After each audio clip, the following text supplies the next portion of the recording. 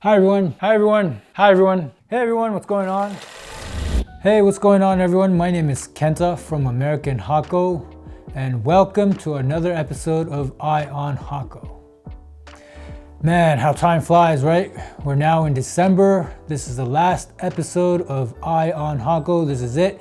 So being the last episode for this year, 2022, I want to take this time to recap all of the different episodes that we've done in 2022.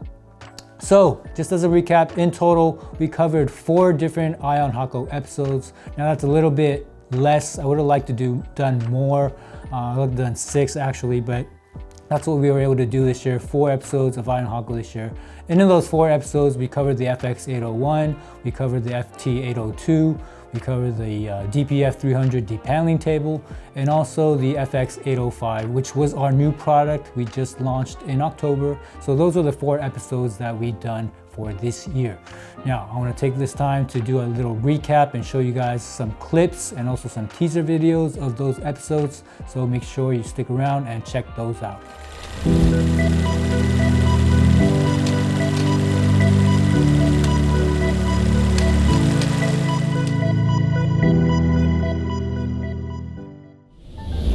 All right, the first clip that I'll be showing is the clip on the FT802 thermal wire stripper. In this clip, we'll be showing you how I explained to you guys how to change out the blades on the FT802 thermal wire stripper. So check that out. Now, on the episode, I also talked about how to properly remove the insulation, how to set the settings, all that good stuff. So if you missed that part of it, make sure you go to our YouTube channel and check out our full video on the FT802 thermal wire stripper.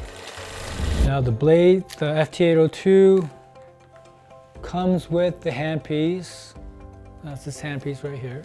So it comes with the station and it comes with a handpiece, but it doesn't include the blades. Blades are sold separately, and that's to allow each one of you to be able to select the proper blade for your application. So here I have the G4 1602s with me. 2 blades, and I'm gonna just show you how to attach them to your handpiece properly. Okay. So obviously there is a left-hand side, and a right-hand side when it comes to the blades. And you want to start off with the handpiece like so. You see the logo facing up, right? And then it's real simple. You just grab your blade and insert them all the way into the handpiece. See how that looks? That's all the way inserted. What you don't want to do is, for example, insert your blade this way or this way. You want to make sure the left-hand side goes into the left-hand side. And the other point is, you don't want to do that. That is not in all the way. What you want to do, you see this U-shaped lip that is on the handpiece. You'll see it on both sides, so let me take this off. There's a U-shaped lip on both sides of the handpiece. You want to make sure that U lines up to this U-shaped area of the blade itself. So that means you just insert it all the way in till it goes in all the way like so. What you don't want is anything that looks like that. You see how that lip, U-shaped lip, is not all the way up to the U-shaped section of the handpiece, of the blade, sorry. So that means that the blades are not in all the way.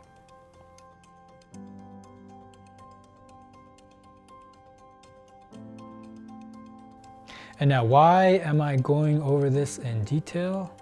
Is because this is actually one of the common questions that we receive here regarding the FT802.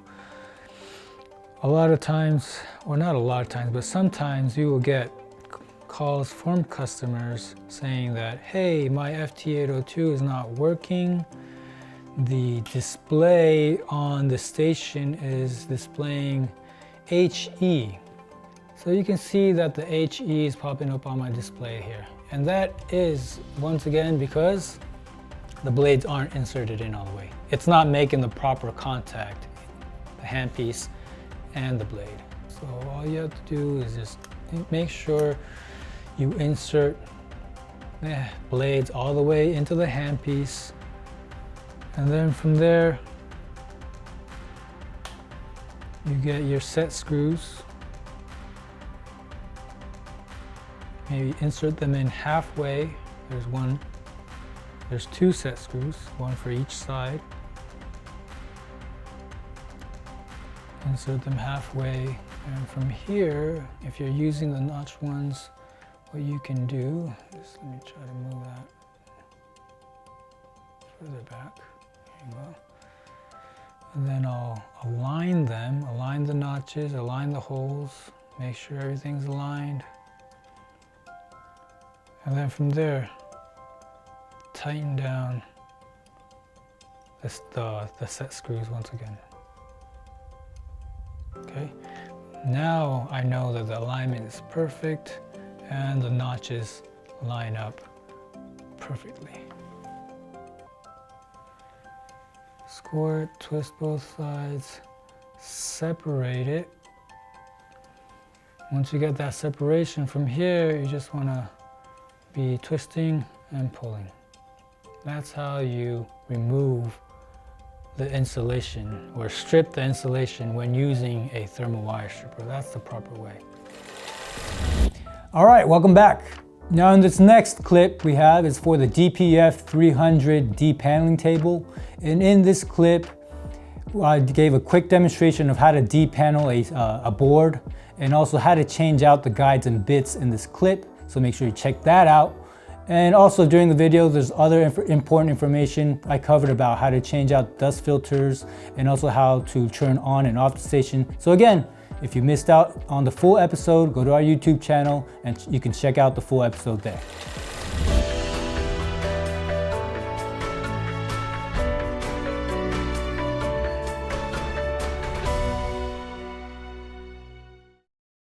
All right, so now I'm gonna show you guys a demo of depaneling this sample board that we have here.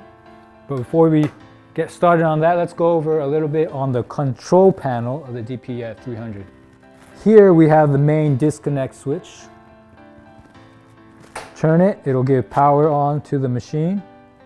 You see that the light turns on. And then next to it you have the start and stop buttons. And over here you have the emergency stop button.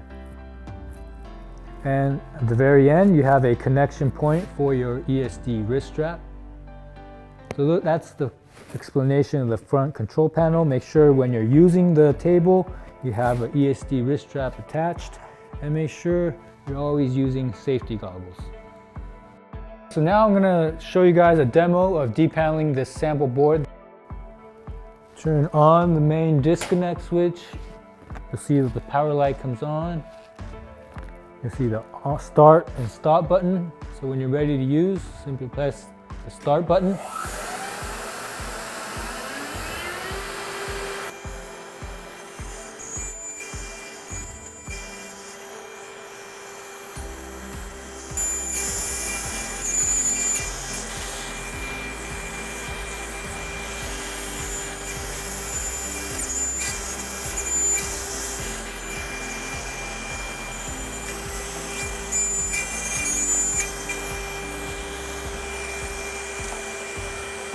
When you're done using the machine, press the stop button.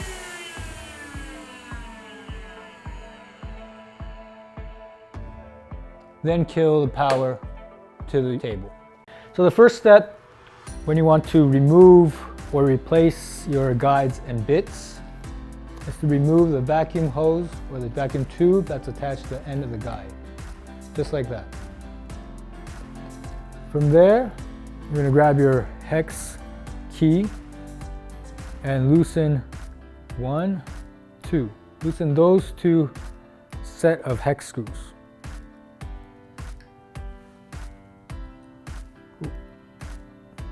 So you loosen 1, take that out of the way. Loosen the other one, get that out of the way. And now you can remove the top guide from the entire mount. And from here, you want to remove now a second set of set screws. One here, and there's one on the other end. Again, go ahead and remove one on the left side. And then go to the other side, the right side, and remove the screw on the other side. Once you have those two screws removed, you can now remove this headpiece, which will now give you access to the spindle and to the bit. Now that you have access to the spindle and the drill bit, you want to now use the 14mm and 17mm wrenches that is included with the table to release the drill bit. So the 14mm goes on the bottom and the larger 17mm goes up top, and you just want to loosen it up like you would any other type of chuck or collar. Once you have it loosened up, you can use your fingers, and from there you can take out the drill bit. If you need to replace it with the new size bit and guide, go ahead and grab it at this point. So now I have a new bit that I'm going to insert into here, in there.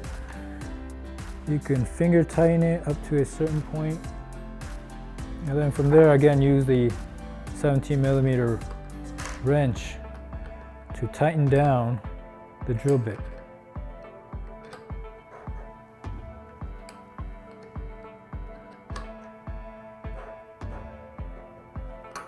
Once that is all the way secured, go ahead and grab the head mounting headpiece. This does have a direction which you want to mount it. You'll see a divot point right there.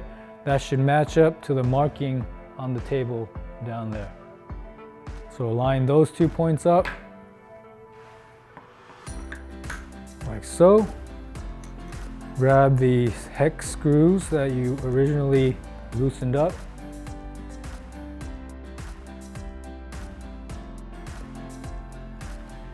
Now you got the head piece mounted back in place. Now you want to go ahead and grab your new guide.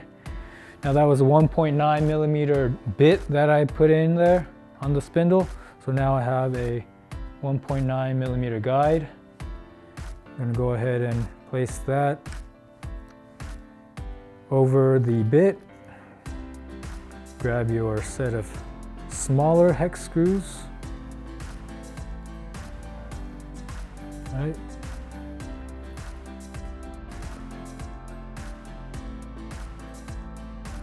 Now the final part is to reattach the vacuum tube to the back of your guide, like so. That completes the process of changing out your guides. I just changed out my 2.0mm guide and bits to a 1.9mm guide and bit. One of the unique features of the DPF 300 are these guides and bits and this vacuum tube. You can see that the vacuum tube is attached directly behind the guide, and that's to collect all the PCB dust directly at the source of the cut so that the operators are not touching or breathing in all of the PCB dust. Okay, welcome back again. In this next video clip, I talked about the FX805. That's our 400 watt ultra heavy duty soldering station. We just released this new product back in October, and in this video clip, I show the difference in performance between the T33 and our new T37 tips while melting a bar of solder. Comparing the T33 to a T37. Now, I like to show people using a solder bar because this is very, I like to show this demo. It's interesting. This is a SN995. It's a lead-free solder bar. It's a complete solder bar. Okay. Now I'm going to start off this time with the T37 D5 set to 750. Again, 750. T37 D5. Okay. There we go.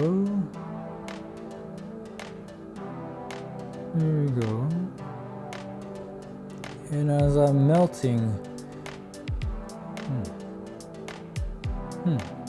you guys seen this? I'm able to melt this bar of solder with this 400 watt tip and iron rather easily.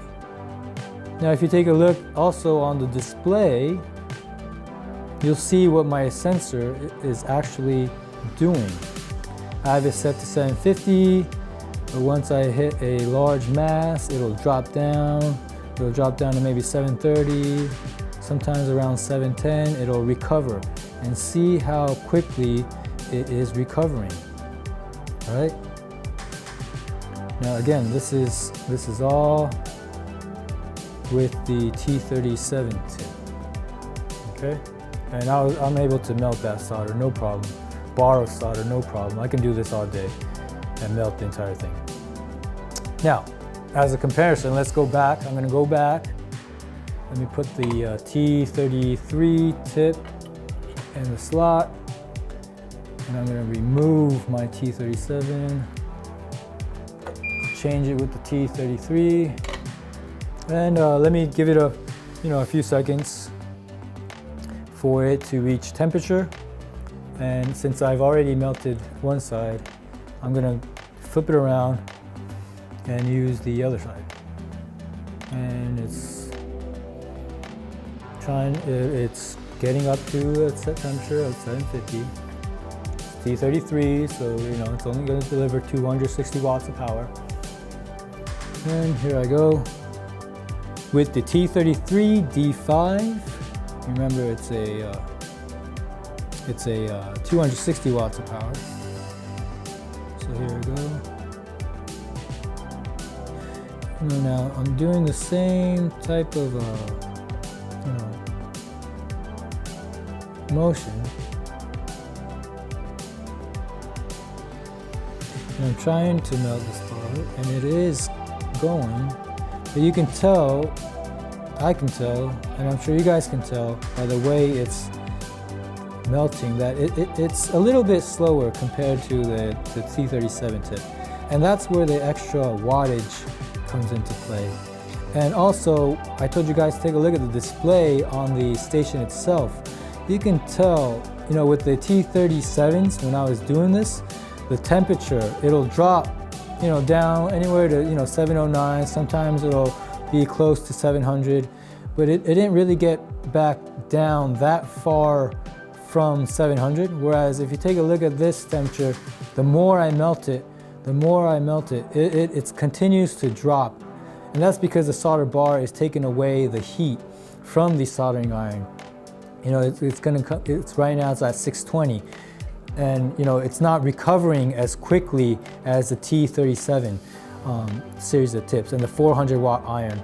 Now, and so that's the difference I wanted to show you. Not how fast and how easily, not only how fast and easily I can melt the solder bar, but the reaction from the sensor when you take a look at the display, how it's reacting. The T37 maybe drop to about 710, 700, but it'll also quickly recover to 750, whereas when I'm using the T33s, it'll drop way below 700, and it's gonna struggle to try to get back up to the 750 set temperature range. Now this next video clip is a little bit of a bonus for you all. It's actually behind the scenes footage for the webinar that we're actually currently working on. It's for the FX305 solder pot. It's actually going to be showing you all the ease, or how easy it is to change out the heaters on our new FX305 solder pots. When anyone has to replace the heaters on the 301B, you would first have to take the set screws that are holding the crucible. You have to loosen these up, take the crucible out, and on both sides of the actual pot itself, there's about 1, 2, 3, 4, 5, 6, 7, 8, 9, 10, 12. Maybe about 10 screws that you would have to, loosen up. I already have the majority of them taken off right now, but just know there's about 10 of these screws that someone would have to unscrew if they want to open up the pot to replace the heaters, because they went out every so often. So once you take the screws off, this is what you get. The inside, these are your heaters, obviously, and you can see, maybe you can't see, but there's one heater core that runs through the heater plate, and the crucible sits in and heats the pot from both ends, right? And if you follow the heater cord, there's a connection in there.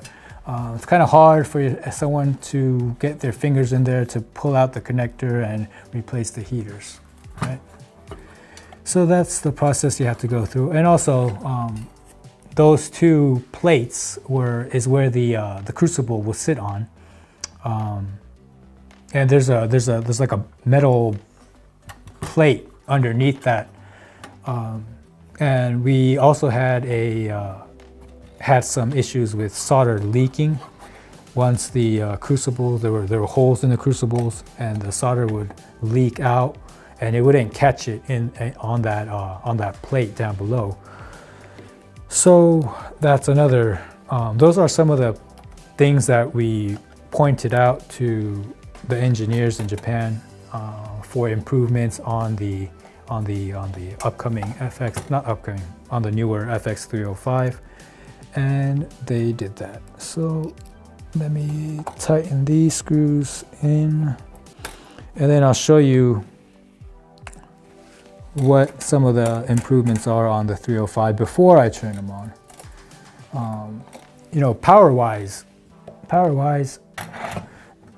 the 301B, I believe, is around like 280 or 290 watts of power. On the 305, it's 575, I believe it is. So it's almost double the amount of wattage that you're getting on the FX305 compared to the FX301, and you know, it heats up faster than the 301B. Okay, so I'm gonna take this one out, unplug the power cord. So the heaters are supposed to be much more durable on the 305. Let me start with this. This is a cover. Here's the crucible. It's a cover. It comes with the cover. This cover is in case, you know, you heat it up. There's a rock solid solder already filled. You heat it up in case some solder may splash. This cover is to protect anyone from the splatter. That's what this cover is there for. Now, the heaters are more durable, but if you need to replace the heaters, there's two screws in the back, one on the right, one on the left. You take that out, you take those two out. Obviously, loosen up the set screws on the side that are holding the heaters in place. You loosen that up. You can remove the crucible. You take those screws out that I just showed you. And from here, all you have to do is open up, and you have access to the inside of the pot, like so. Let me unplug this guy. All right. There's just a lot more room that you can get in here to change out and remove the connectors that are attached to the heaters right here. And you can see there's a much larger, you know, they call this an installation plate that the crucible sits on. So in case there's any type of hole and solder leaks out from the pot itself, it's able to catch it all within that plate. And another thing they added in here is this thing in the middle that acts kind of like a sensor. So if there is some kind of leakage and it touches that sensor, then it will sense it, and then it'll shut off the power to the heater. So those are some of the improvement points that they've made onto the FX305. All right, welcome back again. I hope you all enjoyed those video clips those were all of the episodes or what we've been through in 2022. We had, we have some couple of new products, the FX805 400 watt ultra heavy duty station, as well as the FX305 solder pot. Those were our new main products that we launched in 2022. We're going to continue to develop and release new products in 2023. And to kick off the year in 2023, we're going to be participating, or we'll be exhibiting at the Apex show in 2023. It's happening January 24th to the 26th. It's going to be in San Diego, California, and our booth number is 2306. So make sure you come check us out at the booth. We'll have the products that I showed you guys this year, the 805, the 305. We'll also have some robotic soldering stations out there. We'll have new products. We'll have rework stations. We'll also have our CHP line of tools. Those are our cutters, our pliers, tweezers, screwdrivers, and also electric torque drivers. And don't forget our deep paneling tables. We'll have all of that laid out in booth 2306, January 24th to the 26th in San Diego, California. It's the Apex show. So again, come check us out. And before I go for the day, one last thank you. Thank you for everyone who participated in the Breast Cancer Foundation promo that we had going on in the month of October. Thank you very much. It really means a lot to us. And also thank you in general for everyone who's been viewing, for your viewership, for your participation, for your support for this Eye on Hako episodes. We will not be able to do this without you. So thank you very much. Now that's it for 2022. That's all I have for this year. Thank you guys again, and I wish you guys all a Merry Christmas and a Happy New Year. See you guys soon. And remember, keep your eye on Hako. Keep your eye on Hako. Remember, keep your eye on Hako. Remember, keep your eye on Hako. I'll see you next time.